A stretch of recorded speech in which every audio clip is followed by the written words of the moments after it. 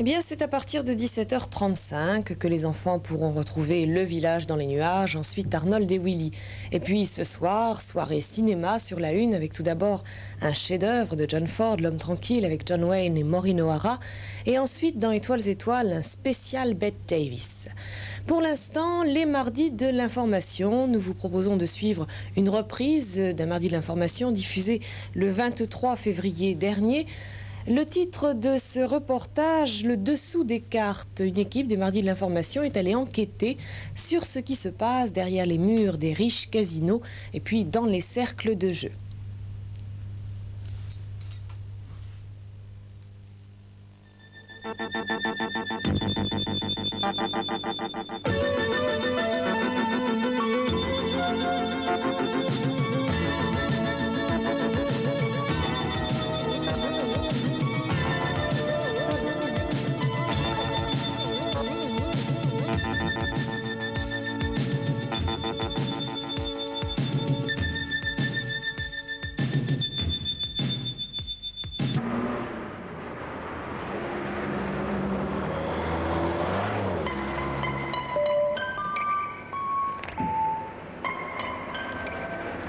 En France, les jeux de hasard sont interdits, sauf dérogation. Des dérogations nombreuses, une trentaine de cercles privés à Paris dans quelques grandes villes, plus d'une centaine de casinos en province. Mais interdit, autorisé, toléré ou surveillé, le jeu existe, le jeu a toujours existé, le jeu existera toujours. Des casinos de la Côte d'Azur aux salles populaires ou sur les grands boulevards parisiens clignotent les machines à sous, c'est la loi du silence. Pour protéger l'anonymat des joueurs, dit-on, pour éviter surtout que l'on fasse trop de lumière sur les sommes parfois fabuleuses que l'on amasse non pas en jouant, mais en faisant jouer les autres et sur les méthodes qui sont employées. L'incident qui va suivre est révélateur du climat de méfiance dans lequel s'est déroulée cette enquête. Quelques secondes seulement après notre arrivée dans ce lieu pourtant ouvert au public, le propriétaire s'affole et sans chercher à savoir, baisse son rideau de fer. Où est le problème, monsieur? Monsieur, le problème ici, c'est chez moi. C'est une salle de jeu, un point, c'est tout. Ouais, dites-moi, monsieur, c'est chez vous le trottoir? Est-ce que le trottoir est chez vous? Est-ce que le trottoir est chez vous, monsieur? Caco! Apporte-moi mes clés, s'il te plaît. Calmons-nous, on est dans un lieu public. Non, monsieur. J'estime que la moindre des corrections, c'est quand on vient chez quelqu'un faire des prises de son ou n'importe quoi, on s'explique. Est-ce qu'on est chez vous? Monsieur, vous faisiez des prises de son ici. Est-ce qu'on est chez vous? Non, et puis quoi encore? C'est impensable. C'est encore pas le communisme ici, monsieur. Pas encore.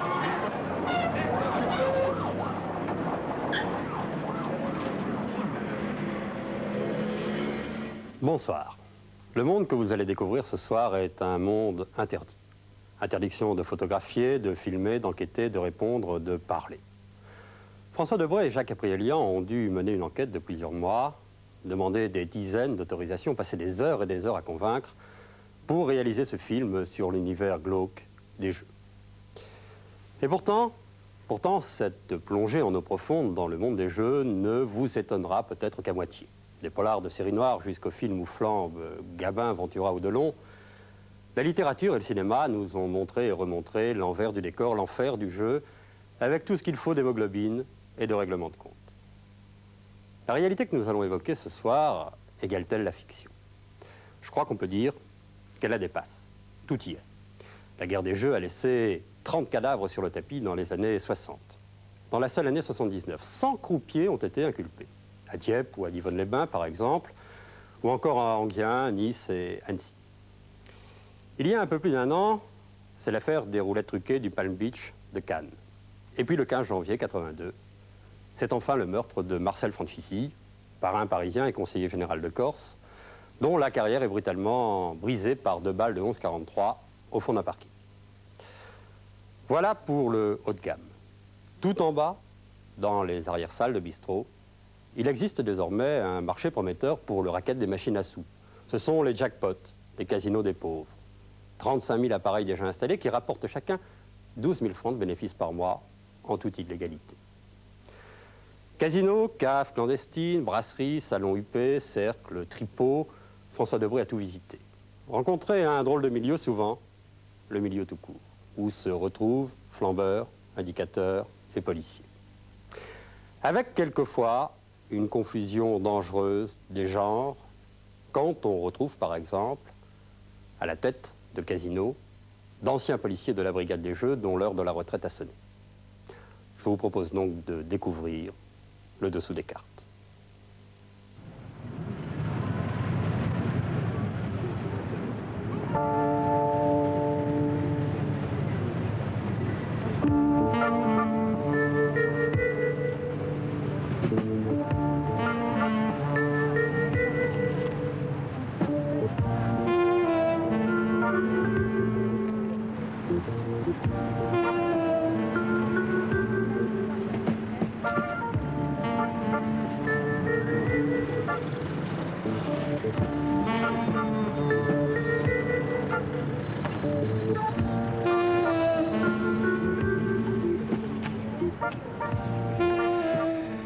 Le monde des jeux, c'est d'abord le monde de la nuit.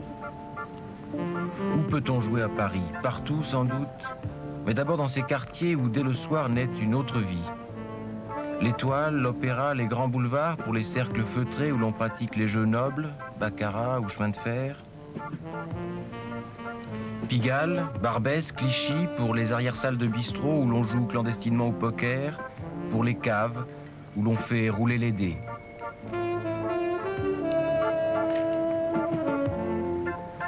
Le monde des jeux est plus que tout autre peut-être un monde fermé. Exploitants, tenanciers, joueurs professionnels, policiers, clients, tous s'entendent pour être discrets. Pourquoi est-ce qu'on joue? Pourquoi est-ce que vous jouez? Quel genre de plaisir, quel genre d'émotion est-ce que l'on ressent quand on... Moi, je crois qu'il y a trois stades différents du jeu. C'est trois émotions différentes, trois plaisirs différents. Le plaisir du gain, évidemment.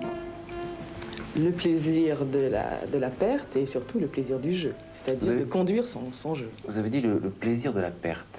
Vous pouvez expliquer un petit peu le plaisir de la perte. On éprouve du plaisir à perdre de l'argent? Non, plaisir, non, émotion, une émotion très forte. De toute façon, l'argent prend une dimension totalement différente. L'argent n'est plus ce qu'il est, puisqu'il est manipulé avec des grosses différences. Si on a gagné un jour, le lendemain, on dépense largement. Ensuite, on peut faire des économies terribles pour essayer de rembourser. Je joue avec un principe de cave qu'on donne au départ. Et la cave du jeu auquel je joue est de 10 000 francs. Alors on peut perdre dans une soirée, on peut perdre ou gagner. On peut faire des écarts de 2 ou 3 caves. 2 ou 3 caves correspondent à peu près à 6-8 heures de jeu. Quand vous jouez longtemps, des parties longues, 6, 8 heures, 10 heures, plus? Ça dépend. Il peut y avoir des parties qui durent extrêmement longtemps. Il y a des marathons de jeu qui peuvent durer 48 heures, où on joue sans s'arrêter, où on fait donc des écarts énormes. C'est par les établissements clandestins, les clandés comme on dit, que nous avons commencé l'enquête en pensant que par définition ces endroits étaient les plus difficiles à connaître et à filmer. Nous nous apercevrons plus tard que les cercles et les casinos sont presque encore plus secrets. Des clandés à Paris, il en existe un peu partout. Ils ne sont pas tous très clandestins, ce sont des cafés le plus souvent, où sur les tables traînent presque en permanence cartes ou jetons.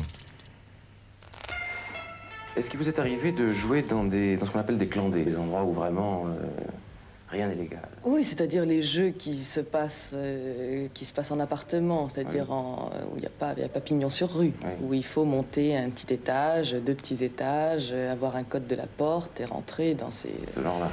Ça m'est arrivé. Ouais.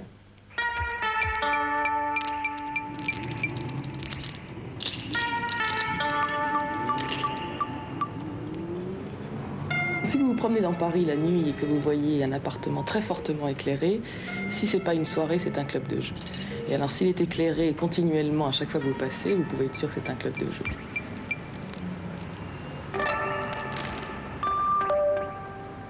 Je connais des chauffeurs de taxi qui éteignent leur compteur et qui se garent et qui vont faire une partie. Enfin, je crois que la passion du jeu...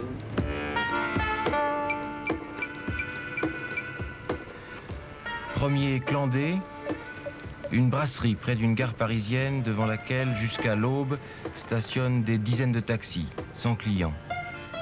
Un haut lieu de la flambe. Mais les chauffeurs de taxi aiment jouer entre eux et nous n'avons pas pu rester très longtemps ni même entrer dans cette brasserie particulière réservée aux initiés. Dans cette rue de Barbès, par contre, un bar sur deux abrite un tapis vert. Ici, les Maghrébins ne font pas mystère de leur passion pour les cartes. C'est là que l'on trouve les meilleurs joueurs professionnels, les meilleurs lanceurs de dés, les meilleurs tailleurs de cartes.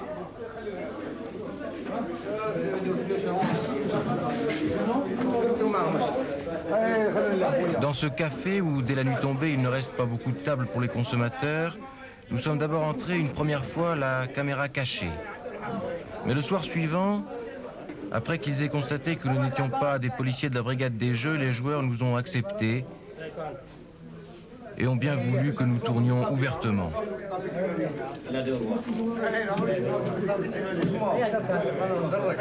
Ici, tous les jeux sont pratiqués. Le poker sous toutes ses formes, le faro, la passe anglaise, le tarot, ça dépend des soirs, c'est au hasard des tables qui se forment, c'est selon la présence de tel ou tel matador.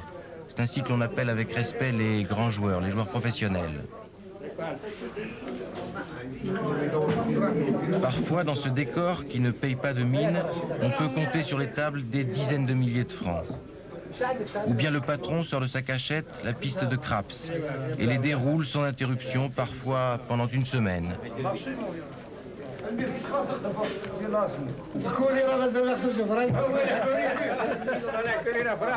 Cette nuit-là, la partie était plutôt calme, malgré la présence de quelques joueurs de bonneteau, aux poches apparemment bien remplies après une journée de travail aux portes des gares.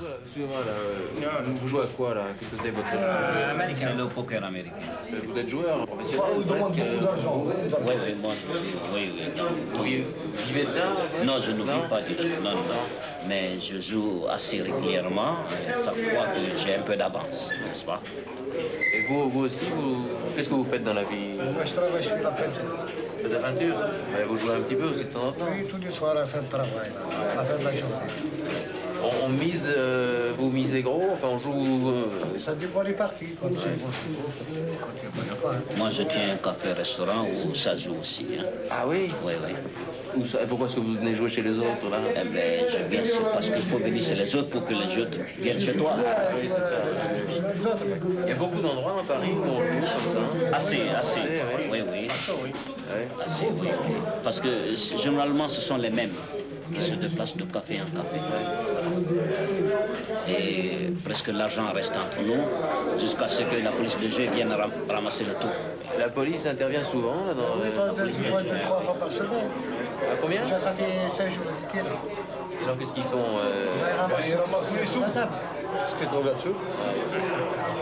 Quand vous qui êtes patron d'un établissement comme ça, bon, les gens jouent chez vous, vous prenez un pourcentage sur les enjeux? Oui, cela dépend, c'est-à-dire que, admettons un peu des petits joueurs comme ça, parce que la plupart sont ouvriers. Après le travail, ils viennent vers 6 heures. On leur prend 5%, 10%, 15%. Et puis, ceux qui sont fauchés, ceux qui n'ont plus rien pour rentrer, on leur donne 20 francs pour rentrer. Ouais. Quand arrive quelqu'un qui n'est pas très fort aux cartes, est-ce qu'on peut vraiment faire ce qu'on veut, lui donner le jeu qu'on veut, etc. Vous pouvez me montrer, est-ce que vous pouvez distribuer les cartes et me donner un bon jeu là pour me faire gagner? Ouais, par exemple, lui, c'est un grand arnaqueur. Oui, un grand arnaqueur. Ouais. Vous me faites gagner au début, puis après vous me faites perdre. Vous me montrez si vous me donnez une bonne main. Une bonne main.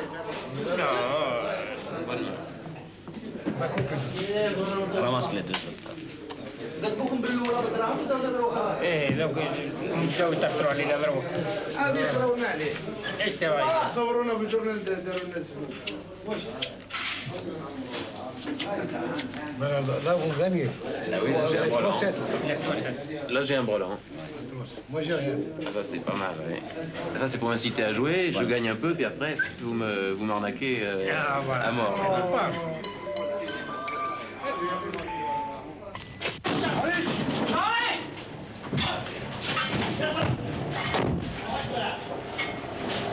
Tu vas avec moi.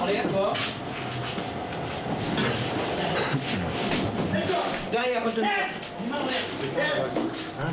Police française.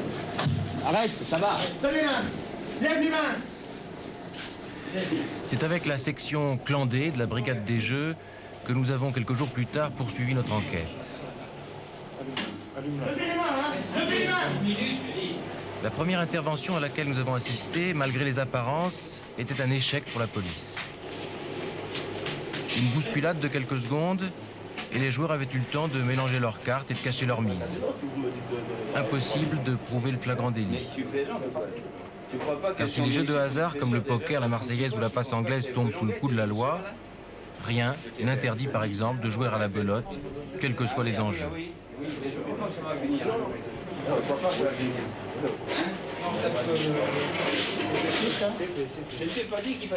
L'arrivée des policiers met peut-être fin à la partie pour la nuit et personne n'est inculpé.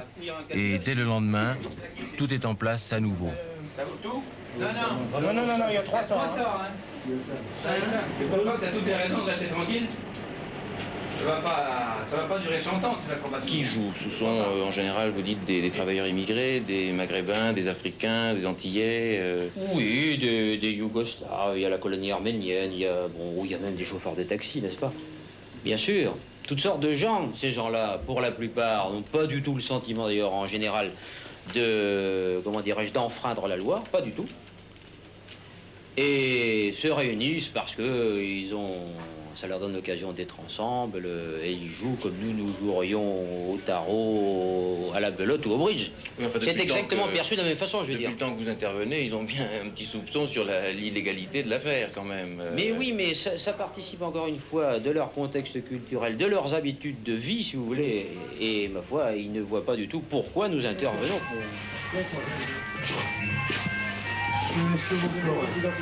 En l'air. Non, mais à quoi ils jouent? Ils retournent la carte?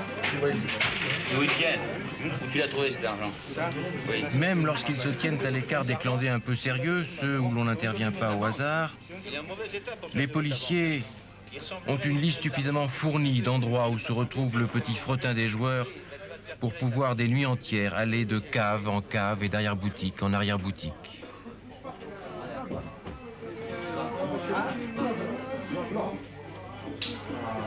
Vous ne donnez jamais de condé? Jamais? Ah, jamais, jamais. Attendez, non, mais je vous vois sourire. Vous voulez me faire dire qu'il existe des condés, comme dans les films et dans les romans policiers. Qu'est-ce qu'il fait là? Vous voulez monter? Les bras au-dessus. Lève. Il arrive que, je sais pas moi, la brigade criminelle, les stupéfiants ou autre chose, ait besoin pour une affaire judiciaire précise, ponctuelle encore, de laisser fonctionner un jeu déterminé à un endroit déterminé pendant un court laps de temps parce qu'il y a des personnages intéressants et importants qui y vont. Bon. Et on nous demande, c'est vrai, ça arrive, quelquefois, très rarement, hein, vraiment. Il arrive dans certains endroits, on est dit, bon, vous laissez que 2-3 jours parce que, voilà, pour telle et telle raison. Mais ça se négocie le plus officiellement du monde.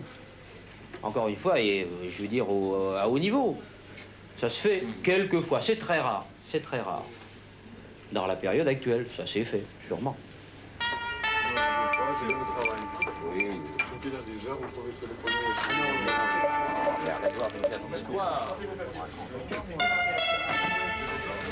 Trouver une table de passe anglaise comme ici, c'est relativement rare. En général, des caves humides de Belleville au bistrot de Clichy, dans les petits clandés de tous les quartiers périphériques de la capitale, on ne joue qu'aux cartes. Dans ces endroits-là, manifestement, la brigade des Jeux n'espère pas recueillir d'intéressantes informations. Ce sont les bas-fonds d'un monde déjà marginal. En réalité, ce sont d'autres établissements qui intéressent surtout la brigade des Jeux.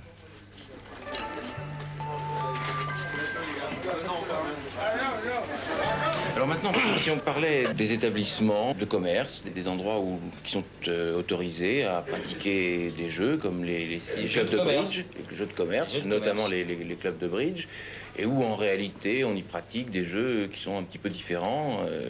Est-ce que ce n'est pas ça, les nouveaux clandés, si je peux dire? Les cercles de jeux de commerce ne sont pas réglementés du tout de la même façon, encore une fois, il n'y a aucun contrôle des entrées, on peut y admettre toutes les personnes que l'on veut. Tous les interdits de jeu, par exemple, se retrouvent dans les cercles de jeux de commerce, ce qui est surprenant a priori, mais je n'ai pas, et nous n'avons pas, juridiquement parlant, les moyens d'agir ni de nous y opposer. Alors, ce qui veut dire par là que les contrôles que nous pouvons faire sont beaucoup moins importants, c'est vrai.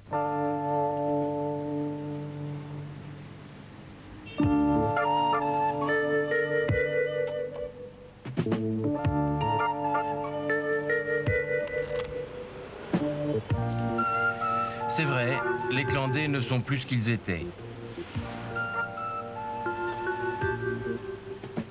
C'est ici maintenant que l'on joue sérieusement. Derrière ces façades bourgeoises, dans ces maisons à l'apparence tout à fait honorables, fréquentées par d'honnêtes retraités, qui pratiquent presque religieusement le bridge.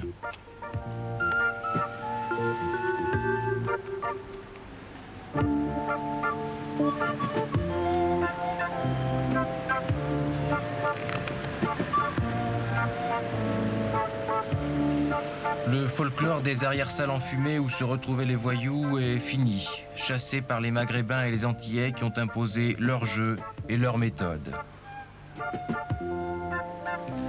Et les flambeurs parisiens ont changé leur fréquentation. L'habitude s'est prise pour des quantités de gens de fréquenter ce genre d'établissement. On y joue au bridge, on y joue au rami, et on a inventé au fil des ans des variantes, notamment au rami. Ce que je disais tout à l'heure, on a inventé le rami poker, alors c'est parfaitement un jeu de hasard, mais alors pour biaiser quelque peu et rester dans la limite des jeux dits autorisés, on a inventé il y a quelques années, il y a 7-8 ans, les rami relance. Bon, et il a fallu des interventions du service des jeux de l'époque, qui ont provoqué donc des décisions de justice pour que le rami relance soit considéré et reconnu comme étant une variante du rami, bien sûr, mais un jeu de hasard. Et donc, le rami relance a disparu. Et là, récemment, depuis 2 ans, on voit apparaître une nouvelle variante qu'on appelle le rami dose. Je pense.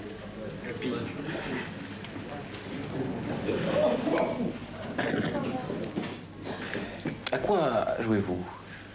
Je joue au rami vicieuse, ça s'appelle. Rami vicieuse? Oui. C'est quoi ça? La dose vicieuse. La dose vicieuse, c'est les doses sont cotées doubles. C'est-à-dire que chaque coup est double au départ. Dans ces clubs dits de bridge où l'on joue à d'autres jeux qu'au bridge, ce sont des clubs... Ce sont normalement des clubs, ce qu'on appelle des clubs propres. Parce qu'il y a des clubs qui ne sont pas propres. Il y a des clubs qui sont moins propres. C'est-à-dire, qu'est-ce que vous voulez dire par là? Alors, les clubs propres, c'est-à-dire que, bon, disons, un joueur qui commence, en payant ses droits de table, a l'assurance, s'il gagne, d'être payé, qu'il n'y aura pas d'histoire, qu'il n'y aura pas de tricheur, qu'il n'y aura pas de... Enfin, que la partie est propre. Donc, on peut dire aussi blanc-bleu.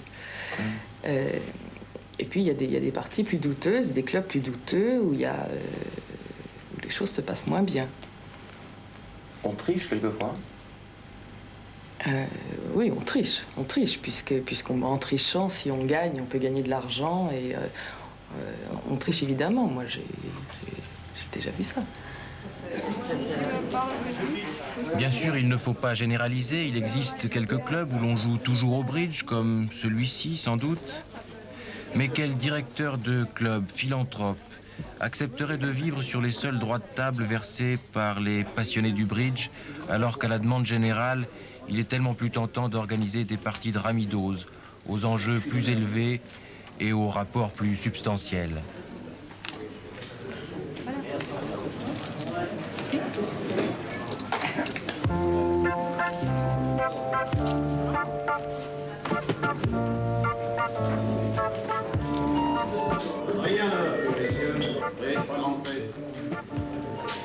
Quittons le monde des jeux soi-disant clandestins pour entrer dans celui des jeux soi-disant autorisés.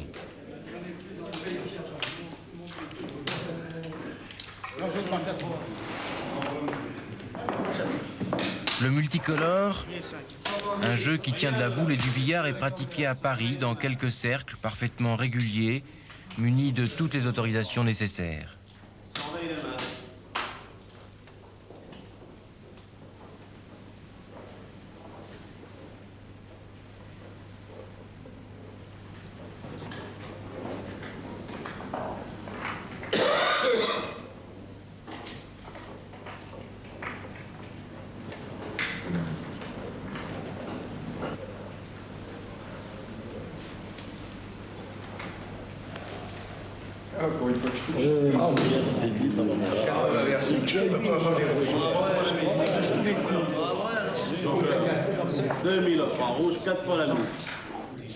Comme tous les cercles officiels, les multicolores sont gérés par des associations à but non lucratif.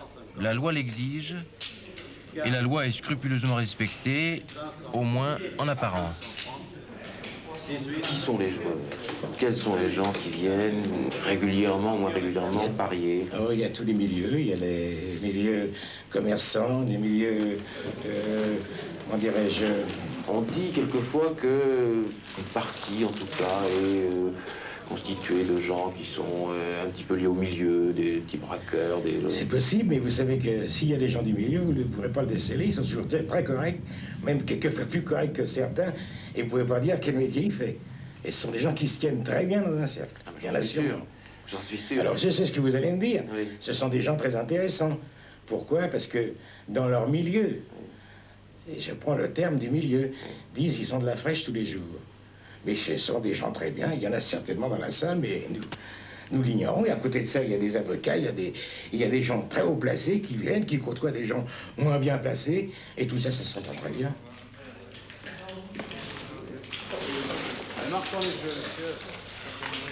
Ici, les joueurs ne s'approchent pas de la table. Ce sont les croupiers qui placent les jetons et qui rapportent les gains pour éviter toute contestation et toute tentation.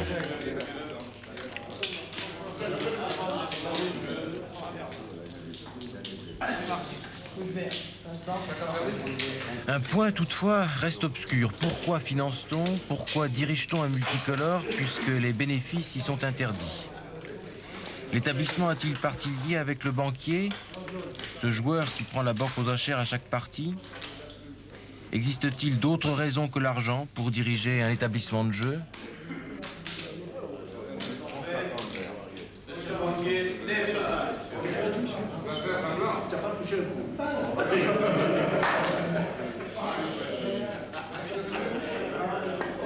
Je pars du principe qu'un individu qui veut jouer, je ne lui demande pas si avocat il est, si docteur il est, si truand il est. Pour moi, ce sont des hommes au même titre que tous les autres hommes. Donc ils viennent ici pour assouvir un besoin, une passion.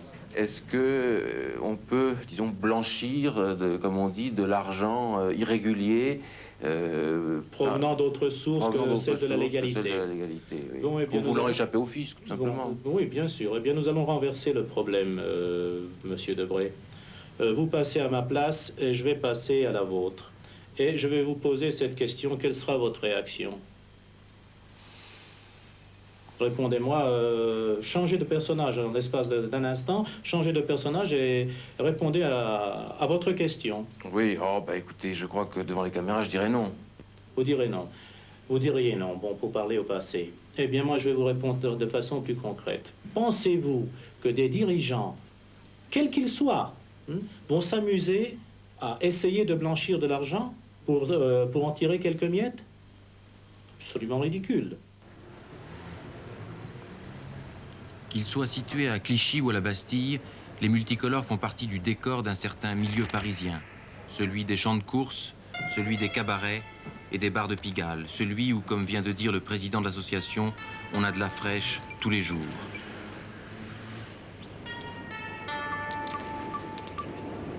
Tout autre sont les cercles de baccarat, le haut de gamme des établissements de jeu.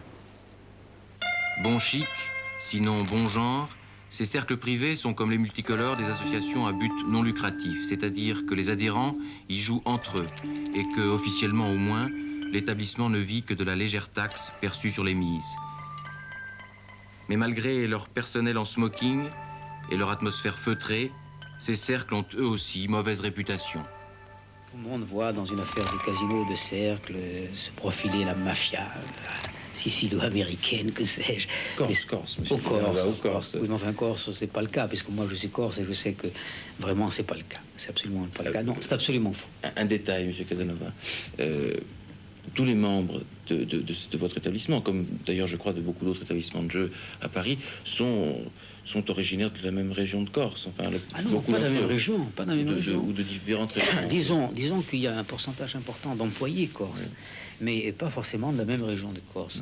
C'est-à-dire que, comment vous dire, par exemple, il y avait un cercle un peu plus haut dont le patron était du côté de Calvi, et forcément, quand il a eu à faire travailler des employés, il s'est entouré d'hommes de son village, de sa région. Le deuil était conduit par son frère, Roland Franchisi, propriétaire d'un autre cercle situé sur les Champs-Élysées. Autour de lui, des notables de Lille et le gratin des jeux parisiens. Est-ce qu'il y a encore des relations entre le monde des jeux et le monde politique? Il y a eu indiscutablement, oui. D'ailleurs, l'un des principaux empereurs de ce domaine des jeux, si vous voulez, était lui-même un élu dans sa petite île, c'est-à-dire en Corse, pour être parfaitement clair. Et il est hors de doute aussi qu'une partie des revenus tirés précisément du fonctionnement de ces cercles servait à alimenter certaines campagnes électorales. Tout ceci est parfaitement évident. Maintenant, il faut dire que la situation a radicalement changé ces derniers mois en particulier, puisque l'un d'eux, c'est-à-dire Marcel Francisci, a trouvé la mort assassiné dans des conditions dont il était abondamment parlé, sans que ces assassins d'ailleurs aient été trouvés, et sans qu'on sache même pourquoi, parce qu'il avait une foule d'ennemis, et pas seulement dans le domaine des jeux, mais dans bien d'autres domaines où il s'était installé, les domaines commerciaux. D'autre part, son principal concurrent, M. Andréani, de son côté, a vu son cercle, l'un des plus prestigieux de la capitale, fermé, et ceci depuis plusieurs mois. C'est en fait une espèce de mort lente qui est imposée à ce cercle. Et il est certain que la disparition du marché de ces deux têtes d'affiche va radicalement transformer le domaine des jeux à Paris. Je suis bien incapable de vous dire de quoi sera fait l'avenir en ce qui les concerne, mais ce sera certainement très différent. Ce qu'on peut tout simplement redouter, c'est que comme ça continuera à susciter des convoitises, c'est qu'il se fasse encore un certain nombre de tentatives de la part de gens pas très clairs pour essayer de s'emparer des dépouilles des autres. La disparition de Marcel Francisci, la fermeture de son cercle, la fermeture du grand cercle de M. Andréani pour des motifs discutables, d'autres ennuis dans d'autres établissements de jeu, tout cela est fait dire à certains que si la guerre des cercles reprenait, elle était menée cette fois par les autorités. Il s'est trouvé, je crois qu'il y a eu des établissements de jeu qui ont eu des problèmes, enfin, des dirigeants d'établissements de jeu qui ont eu des problèmes, et forcément l'attention a été attirée sur les établissements de ces personnes, et par voie de conséquence sur tous les établissements. Mais je crois que ce sont des personnes qui ont attiré l'attention sur elles. Mais donc le gouvernement, l'intérieur s'est intéressé à ces personnes, à ces établissements, et peut-être par voie de conséquence sur l'ensemble. Peut-être, c'est possible. Nous pouvons être fermés du jour au lendemain, absolument, et c'est pour ça que nous avons à cœur à ce que tout se passe bien dans les maisons de jeu, parce que les maisons de jeu, les cercles, comme les casinos d'ailleurs, sont soumis à une réglementation, la réglementation des jeux, qui, tout est absolument stipulé, article par article. Il y a une façon de travailler, il y a une façon de recevoir les gens, de recueillir les cagnottes, de les inscrire, de payer les prélèvements à l'État, et il est incontestable que si il y avait une infraction à cette réglementation, nous nous mettons en mesure d'être fermés du jour au lendemain.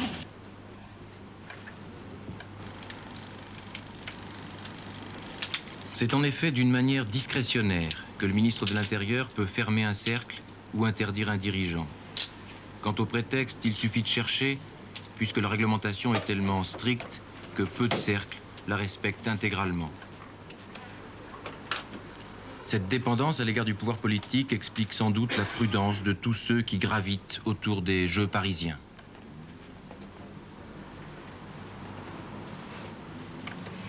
Il y a des règles de fonctionnement relativement précises.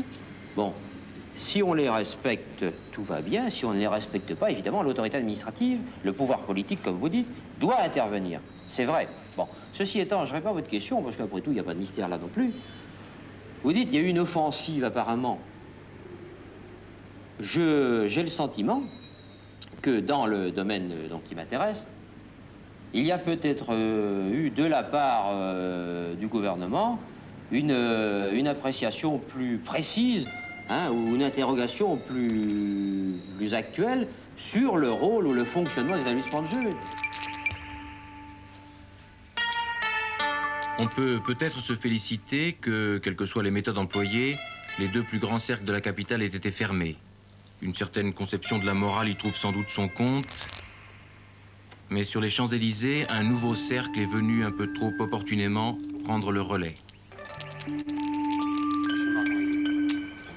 Un cercle dont la prospérité étonne aujourd'hui dans le climat d'incertitude générale. Un cercle fondé il y a peu par une très honorable association d'hommes politiques républicains. Vite au premier. Quart pour seconde. 7 en brique. On fait le premier. Bon, le second, pareil. Reste une question. Pourquoi les cercles intéressent-ils tant de monde, puisque ces associations à but non lucratif ne sont pas censées faire de bénéfices? L'association, comme la loi l'indique, 1901 ne fait pas de bénéfice. Quand nous avons payé les loyers,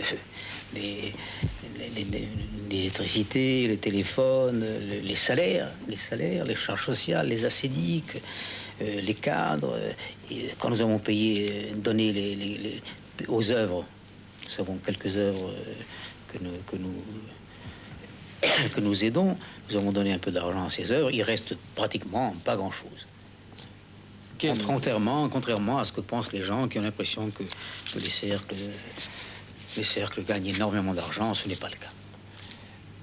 Nous avons souvent, les cercles sont très souvent dans des quartiers relativement chics.